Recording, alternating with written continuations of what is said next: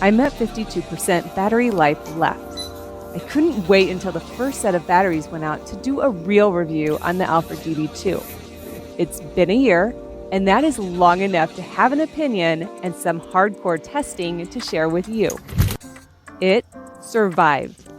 Last year was the hottest year on record here in the Phoenix metro. The hottest. Thankfully, the sun is mostly blocked during the summer so that this lock stayed in the shade, but once fall rolled around, the Alfred DB2 was no longer protected. I took this photo on October 22nd. Just in case you didn't notice the number, because we all get distracted with that slick-looking lock, there's a thermometer reading 120 degrees Fahrenheit. That is 49 degrees Celsius.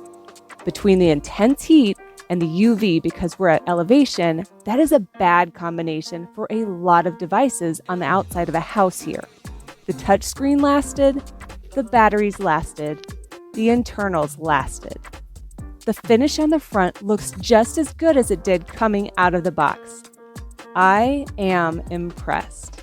No, I'm not saying that I'd put an Alfred lock on the back door where it would get the full heat and UV from the afternoon sunlight through the summer. The same Schlage keypad deadbolt lock that lasted 10 years on the front door only lasted a few months on the back door in the summer. There are places where a traditional lock is clearly a better choice.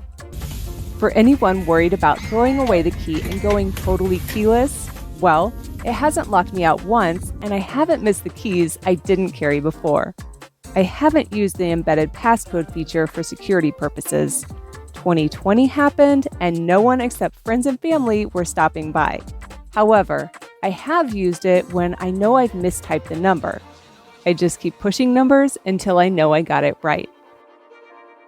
As you've already seen, I embed a lot of screenshots from my cell phone in my videos, and most of the time I enlarge them so you can see whatever I'm trying to focus in on in an app.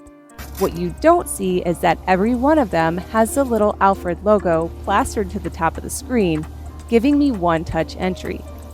1 year later, the dedicated screen space is still required for one-touch entry. This may only be an Android feature, but at the same time, it makes me smile because I know I have a really pretty lock waiting at home for me, and the convenience is worth it, especially when there's a passenger on the back of my bike. However, if you come in a little hot, it might not register that you're there already.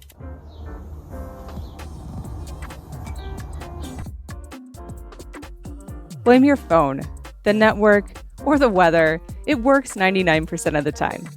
If you're in a car, it will have enough time by the time you put it in park and turn off the engine.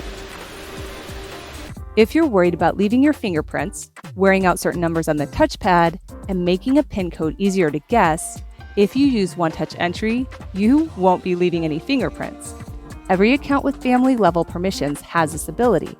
My 5-year-old daughter even knows to wait for me to make the turn from the driveway to the entryway for my cell phone to be close enough so she can open up the door with one-touch entry, even though she has her own code. The kids also love hearing the voice. Door opened. And let's be real, there isn't a whole lot of activity in and out during nap time or after hours. So while I initially said I probably wouldn't use it, the voice Door closed. has stayed on. The 20 dedicated PIN codes, along with the activity history in the app, have been great features. If you have children, assigning one to Santa Claus is a must. To prove that he came through the door at the right time because we don't have a chimney was priceless this last Christmas. Alfred spreads Christmas magic. I still can't say enough about the silicone gasket protecting the 1-year-old door pane. It shows no signs of deterioration despite the heat and UV exposure. I can't say the same for the handle set below, but I do have a repair and a fix that will be a future video. So as I said in the first Alfred DB2 video, and if you're about to pull the trigger on a new lock, really consider one with a gasket. You and your door will be happier. Having used the DB2 for a year and the DB1 since last summer, the DB1 touchscreen is slightly more sensitive than the DB2. However, not so much that I would call it frustrating, just a difference you might notice if you have extremely dry hands like I do in the winter. The lock and app have worked seamlessly. Door opened. The only small issue I've experienced is with the Alfred Connect. Both Connects have had some troubles coming back online after a router reset.